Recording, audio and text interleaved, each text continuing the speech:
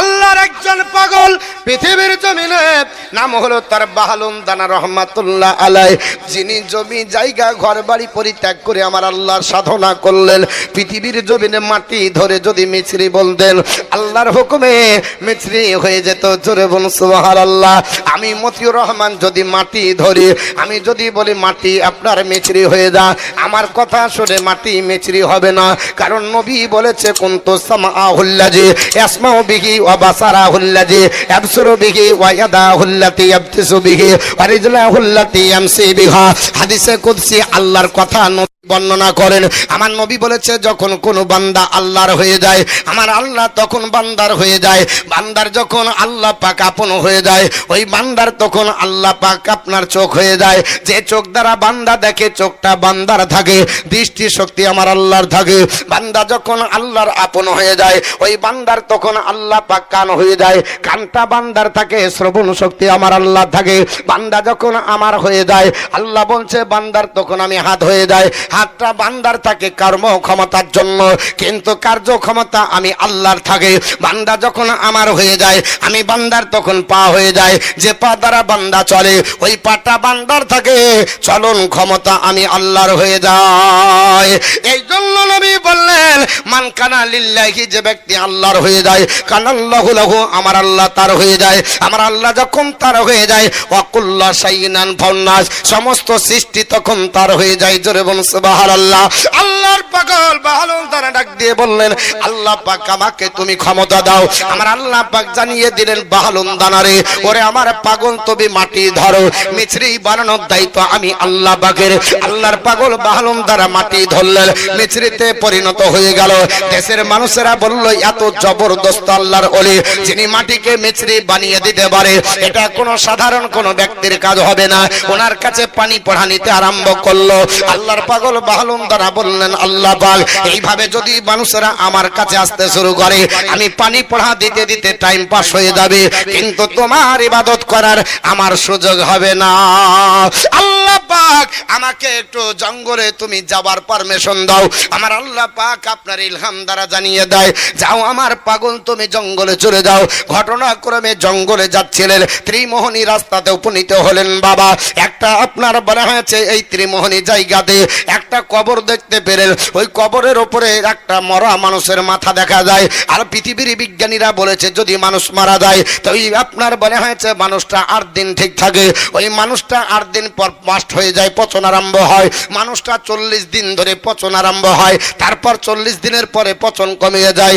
মানুষটার 2 মাস হলে পচনটা আপনার কমপ্লিট হয়ে যায়, হাড্ডিগুলো আর মাংস আলাদা করে গলে যায়। 2 বছর হলে হাড্ডি পর্যন্ত পচতে আরম্ভ করে, 10 থেকে 12 বছর হলে অধিকাংশ হাড্ডি পর্যন্ত পচে যায়। মানুষের 40 বছর হয়ে গেলে হাড্ডি দুটো বাকি ছাড়া পচে যায়, একটা হলো মাথার হাড্ডি, একটা হলো টিকরার হাড্ডি। পৃথিবীর বিজ্ঞানীরা এটা তত্ত্ব দিল, কিন্তু আমার আল্লাহ পাক বলছে ও পৃথিবীর বিজ্ঞানীরা, তোমাদের যেখানে জ্ঞানের চাকা বন্ধ হয়ে যায়, আমি আল্লাহর কোরআনের চাকা সেখানে শুরুয়াত হয়। ঠিক না ভাই? ঠিক। কারণ এই যে আমাদের ভিতরে যেটা আছে এটার নাম কি ভাই? কিসের জন্য বেঁচে আছি? ওটাকে আরবিতে রূহ বলা হয়। নবীকে জিজ্ঞেস করেছিল আরবের মানুষেরা, ইয়া রাসূলুল্লাহ আপনি যে রূহ রূহ করছেন এটা কি? তো আমরা বলি যে আত্মা আত্মা আত্মা, বলি না ভাই? বলি না কি হাঁ দেন না? আত্মা বলি তো। নবীকে জিজ্ঞেস করলো, নবীকে জিজ্ঞেস করার সঙ্গে সঙ্গে আল্লাহ পাক বলছে নবী ইয়াসআলুনাকা আনির রূহ, আপনাকে যদি রূহ সম্পর্কে কেউ জিজ্ঞাসা করে তো কুলির রূহ, আপনি বলে দেন মিন আমরি রব্বি, আল্লাহ রাব্বুল আলামিনের পক্ষের হুকুমকে বলা হয় রূহ। জোরে বলুন। তাহলে হুকুম কোনোদিন মরে না, আল্লাহর হুকুমের নাম হলো রূহ। রূহটা যখন চলে যায় আমরা লোকটাকে ডেড বডি বলি, বলি না? কিন্তু শুনে রেখে দেন, কোন রূহ চলে যাওয়ার পরে আবার ওই লাশ পচে যায়, আবার কোন লাশকে আল্লাহ জিন্দা রাখে। 10 প্রকৃতির লাশ কবরের ভিতরে জিন্দা থাকবে। জোরে বলুন। আমি বুখারী থেকে প্রমাণ করব, কোনো গল্প না, বুখারী থেকে প্রমাণ করব এবং কোরআন শরীফ থেকে। আপনারা সকলেই জানেন ফেরাউন কোথায় আছে এখন ভাই? মিশরের কায়রো শহর থেকে একটু দূরে জায়গাটার নাম হচ্ছে তাজবিদ এলাকা। ওই তাজবিদ শহরে একটা জাদুঘর আছে, জাদুঘরটার নাম হলো রয়্যাল মমিজ। ভুল হলে ঠিক করে নেব, বলে দিবেন। জাদুঘরটার নাম কি? রয়্যাল মমিজ। ওই জাদুঘরের প্রত্নতত্ত্ববিদ যিনি তৈরি করেছিলেন, স্রষ্টার নাম হলো বিজ্ঞানী লরেট। জাদুঘরটা তৈরি হয়েছে 1898। কত খ্রিস্টাব্দে? 1898। আজ চলছে 2021। মাইনাস প্লাস করলে কত বছর হবে ভাই? খুব বেশি হলে 2200 প্লাস, মানে 20 প্লাস। এই মাত্র 200 বছর হলো ফেরাউনকে মমি করে জাদুঘরে রাখা হয়েছে। আর আল্লাহর কোরআন অনুযায়ী ফায়সালা, ফেরাউন মরেছে কবে? মুসা কালিমুল্লাহর জামানায়। আজ থেকে মুসা নবীর আসার আগমন আনুমানিক 4000। আর তাফসিরে বলা হয়েছে 3500 বছর আগে ফেরাউন আপনার মেরেছে আপনার দরিয়াতে। তাহলে আপনার 200 বছর বাদ দিলেও 3300 বছর ধরে পানিতে ছিল। পৃথিবীর বিজ্ঞানীরা বলেছে যার শরীরে আর্দ্রতা বেশি তার পচন বেশি হয়। দেখবেন ডাক্তাররা বলে তোমার শরীর ভালো নাই, শুকাই না, ঘা, বলে না বলে না। আর্দ্রতা যার বেশি তার শরীরে পচন হয়। পানিতে থাকলে আর্দ্রতা তো বাড়বে, কমবে না, হবে না।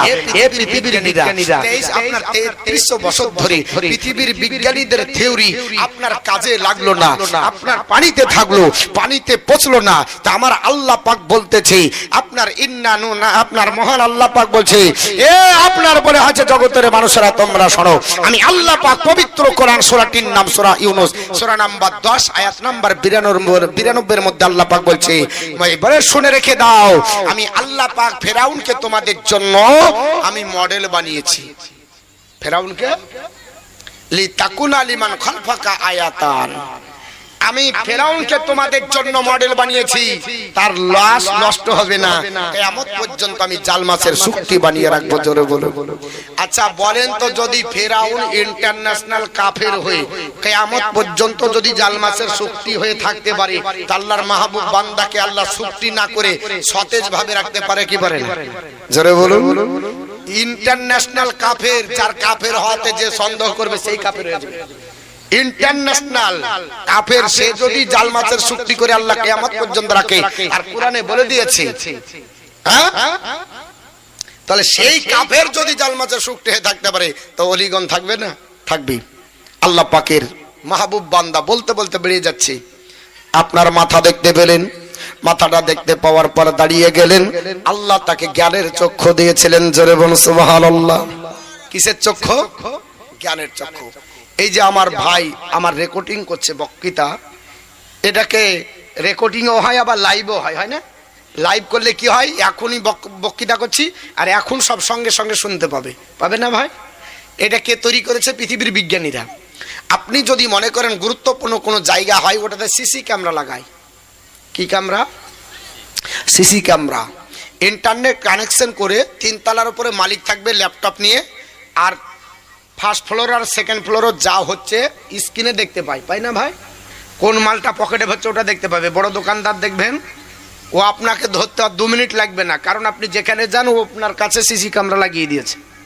তো পৃথিবীর বিজ্ঞানীরা বলছে তোমরা সিসি ক্যামেরার আওতায় আছো, খবরদার নজরদারির ভিতরে আছো, কোনো জিনিস যেন ভুল না হয়। আমার আল্লাহ পাক বলছে, শোন, পৃথিবীর বিজ্ঞানীদেরকে আমি জ্ঞান কতটা দিয়েছি, ওমা উতিতুম মিনাল ইলমি ইল্লা কলিলা, আমি পৃথিবীর মানুষকে সামান্য পরিমাণে জ্ঞান দিয়ে যদি সিসি ক্যামেরার মাধ্যমে 3 তলার উপর বা 10 তলার উপরে নিষ্কারার খবর যদি বুঝতে পারে স্ক্রিন টাচে, মোবাইলে বা ল্যাপটপের স্ক্রিনে, আপনার সিসি ক্যামেরার মাধ্যমে আমি আল্লাহ পাকে একে চন্দ্র দুয়ে পক্ষ তিনে নেত্র বানিয়ে দিয়েছি। 2টো চোখ দিয়ে সামনের জিনিস দেখা যায়, আর 3 নেত্র দিয়ে সারা বিশ্ব এই চোখ বন্ধ করে দর্শন করা যায়। জোরে বলুন সুবহানাল্লাহ। এই 3 আপনার নেত্র যাদের খুলে যায় ওদেরকে ওলি বলা হয়। আমরা পড়েছি না ছোটবেলায়, একে চন্দ্র দুয়ে পক্ষ 3 নেত্র, চন্দ্র একটা, পক্ষ 2টা, একটা কৃষ্ণ একটা শুক্ল, আর আপনার 3 নেত্র, 3টি চোখ। কোথায় আছে 3 নেত্র? আছে, আপনারা দেখেছেন ভাই? সবার তো 2টা চোখ, কিন্তু আরেকটা কই? তাহলে যে লিখেছে বইটা ভুল, কি সে কি ভুল লিখেছে? 3 নেত্র কেন বললেন? 3টি চোখ, তো বলে বান্দারে এই চোখ দুটো হচ্ছে দুটো, এই চোখ দিলে সামনে দেখা যায়, শরীয়তটাই দেখা যায়, আড়াল হলে দেখা যায় না। আর ওই তিনে নেত্র যার খুলে যায়, এই দুটা বন্ধ করলে সিসি ক্যামেরার মতো গোটা স্ক্রিনে দেখা যায়। জোরে বলুন সুবহানাল্লাহ। আমার আল্লাহ বলছে বান্দা আমি সিসি ক্যামেরা আমার ওলিদের কপালে লাগিয়ে দিয়েছি, তারা বসে থেকে সারা বিশ্বের খবর স্ক্রিনে হাতের তালুতে দেখে। এই জন্য বড় পীর আব্দুল কাদের জিলানী রহমাতুল্লাহ আলাইহি বলেছিলেন আমি সারা বিশ্বটাকে হাতের তালুতে শস্যের দানার মতো দেখি। জোরে বলুন। আল্লাহর মহানবী বাহলুন দানা রহমাতুল্লাহ আলাইহি ডাক দিয়ে বললেন বন্ধুরে মরা মানুষের মাথাটা তুলে নিয়ে বসতে পেরে গেছেন, এটা অন্য কোন ব্যক্তি নয়, আমার বন্ধু বলে তুলে নিয়ে হাতের মধ্যে ভলিবল খেলা আরম্ভ করলেন। আর বলা বলি করছে বন্ধু আগে তুই কেন দেখা দিলি না, এতদিন পর দেখা দিলি কেন? আপনার মরা মানুষের মাথা নিয়ে আমার মতো মতি রহমান ডিসাইড করতে পারবে না, আমি বলতে পারবো না এটা আমার বন্ধুর মাথা না, আমার বাপের মাথা না, ভাইয়ের মাথা, আমার আপনার বলার ক্ষমতা নাই। আল্লাহর পাগল বাহলুন দানা ডিসাইড করে ফেললেন। রাস্তা দিয়ে যাচ্ছিলেন একজন আল্লাহর পাগলি, যিনি জীবনে কোনোদিন নামাজ কাজা করেননি, যার জিয়ারতের জন্য আল্লাহ স্বয়ং কাবাকে পাঠিয়ে দেয়। জোরে বলুন সুবহানাল্লাহ। অন্য কোন মহিলা নাই যার ব্যাপারে রাবিয়া বসরি রহমাতুল্লাহ আলাইহা বলা হয়েছে। আল্লাহর পাগলি রাস্তা দিয়ে যাচ্ছিলেন, আল্লাহর পাগল বাহলুন দানাকে দেখে বলল হুজুর বেয়াদবি মাফ করবেন, আপনি ভলিবলের মতো খেলাধুলা কেন করেন? এই তো মরা মানুষের লাশ, শরীয়তের বিধান কে জানা নাই? শরীয়তে যদি কোনো কবর খনন করতে যে হাড্ডি উঠে যায় ওটাকে পুনরায় দাফন করতে হয়। আপনার কোরআন যদি নষ্ট হয়ে যায় ওটাকে পুনরায় দাফন করতে হয়। হাদিস যদি নষ্ট হয় দাফন বা জলাশয় নিমজ্জিত করতে হয়। হুজুর কেন আপনি ভলিবলের মতো খেলাধুলা করেন? আল্লাহর পাগল বাহলুন দানার জবান দ্বারা বেরিয়ে গেল, আল্লাহর পাগলি রে এটা আমার কোনো দুনিয়াবি বন্ধু নয়, এটা অনেক দিনের পরিচিতি বন্ধুর জন্য, আমার প্রাক্তন বন্ধুর গাঢ়ত্ব বাড়ানোর জন্য আমি তার সঙ্গে মহব্বতে দুটো কথা বলছি। আল্লাহর পাগল বাহলুন দানা বললেন এটা প্রাক্তন বন্ধু। আল্লাহর পাগলি বললেন হুজুর এটা আপনার প্রাক্তন বন্ধু, কতদিনের পরিচিতি? আল্লাহর পাগল বাহলুন দানা বলল দুনিয়াবি বন্ধু নাই, এটা হলো আলামে আরওয়া জগতের বন্ধু। জোরে বলুন সুবহানাল্লাহ। আলামে আরওয়া জগৎ কাকে বলে? আত্মা জগৎকে বলা হয়। জোরে বলুন সুবহানাল্লাহ। আত্মা জগতে আমার পড়শি ছিল, তিন ক্যাটাগরিতে আল্লাহ আত্মা তৈরি করেছে। একটা হলো নবীদের আত্মা, একটা হলো আপনার মাদার জাত ওলির আত্মা, একটা হলো আম পাবলিকের আত্মা। তবে ইবাদত করে ওলির দরজা হাসিল করা যায়, ইবাদত করে ওলি হওয়া যায়। তবে আল্লাহর মাদার জাত ওলি জানা, এরা মায়ের পেটে ওলি হয়ে আসে।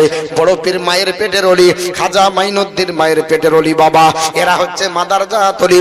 এরকম বহু ওলি দেখা যায়। আল্লাহর পাগল বাহলুন দানা বলল এই লোকটা আমার বন্ধু, প্রাক্তন বন্ধু আলামে আরওয়া জগতের। আল্লাহর পাগলি ডাক দিয়ে বলে হুজুর বেয়াদবি নিবেন না, এটা যদি প্রাক্তন বন্ধু হয় বলে দেন এই লোকটা আপনার কতদিন আগে মারা গেছে। আল্লাহর পাগল বাহলুন দানা বলল এই লোকটার বেশি দিন হয়নি, তবে একটু চক্ষু বন্ধ করি মোরাকাবায় আপনার বসে গেলেন, আল্লাহর স্ক্রিনে তার ধরা পড়ে গেল। তিনি বলতেছেন লোকটা 327 বছর হয়েছে ইন্তিকাল করা। জোরে বলুন সুবহানাল্লাহ।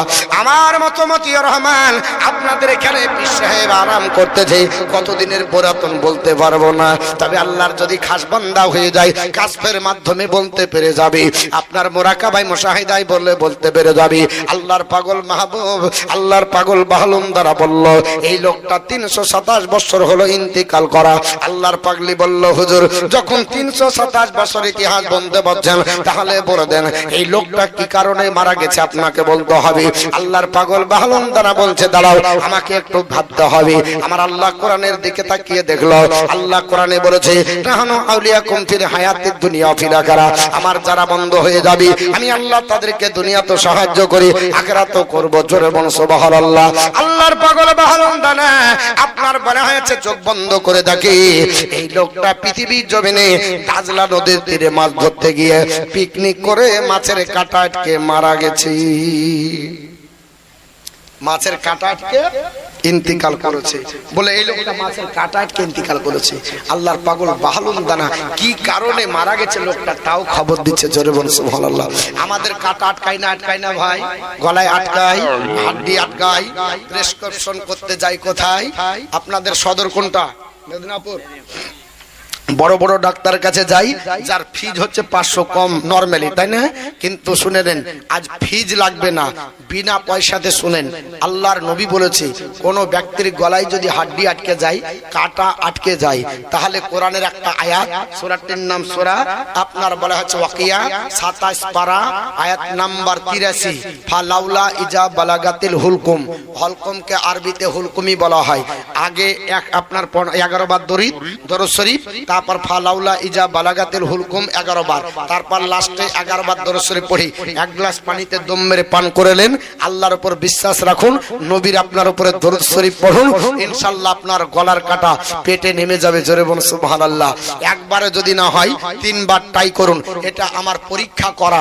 অনেক আপনার এই বক্তৃতাটা করার পরে অনেক জায়গা থেকে ফোন আসে আর বলে দিই রেজাল্ট আসে একবার বা 2 বারের বেলায়, হুজুর আমার গলার কাটা পেটে চলে গেছে। আজ মুসলমান কোরআন হাদিস আমল করি না, আমরা রেডিমেড হয়ে গেছে, ঠিক না বেঠিক বাবা? সব হচ্ছে রেডিমেড, কোরআন হাদিসের ধার ধারে না, কোরআন হাদিস আপনার মানে না। আল্লাহ পাক কোরআনে বলেছে মান আরাদা আন যিকরি ফা ইন্নাল্লাহু মাইশাতান দানাকা, যখন বান্দা আমার জিকির থেকে মুখ সরিয়ে নেয়, আমি আল্লাহ থেকে সরে যাই, তখন তাদের জন্য পৃথিবীতে সংকুচিত জীবন হয়। ওয়া নাহসুরু ইয়াউমাল কিয়ামাতি আমা, আর কিয়ামতের দিন তাদেরকে অন্ধ। বান্দার জিকির যদি করতে হয়, আল্লাহর জিকির করুন।